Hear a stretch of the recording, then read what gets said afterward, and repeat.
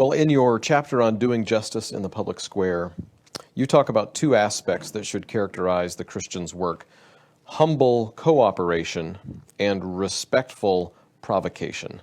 Unpack that a little bit for us. Well, I'll give you a perfect example. Humble cooperation means you work with people together who are non-Christians to deal with a problem like sex trafficking. You're trying to stop it in your city.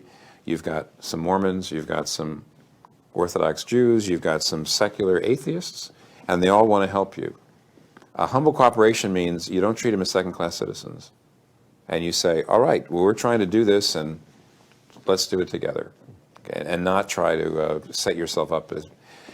When it comes to evangelism, the only other people who are going to help you evangelize your city are other Christians. But when it comes to doing justice, there are plenty of people who are not Christians who want to help. And I think humble cooperation means not treating them as second-class citizens and saying, okay. You hit on common grace here as being a significant aspect. Yes, because, an atheist doesn't have an intellectual, I might as well say this, an atheist doesn't really have the intellectual warrant to believe in human dignity. That's right. Because we just are here by accident. We evolved out of, lower life forms, and we feel that human beings have this great dignity, but actually why? And yet, all atheists still know intuitively that human beings have dignity. They know that we're in the image of God, even though they would never admit it. And so, by common grace, they have a value there you can work on. However, respectful provocation means you do have to, I think, explain to people when they want to know, why are you so involved in this justice issue? They say, because of my beliefs in Jesus Christ. And not be afraid to say that. I'll give you a great example. The abolitionists. Very often the abolitionists said, we have a vision for a slave-free country, a country where there's no more slavery. And if you're not, no matter who you are, if you want to help us get there, we'll work together. We'll be equal partners.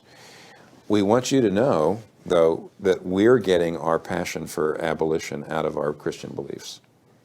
It's Jesus and what he's done for us and his liberating of us. That's the reason why we're willing to do this. That's why we're willing to put our lives on the line for these slaves.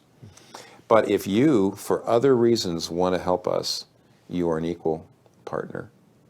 So there's a combination there of both witnessing to Christ at the same time inviting them in. And that's very, very, in the end, attractive.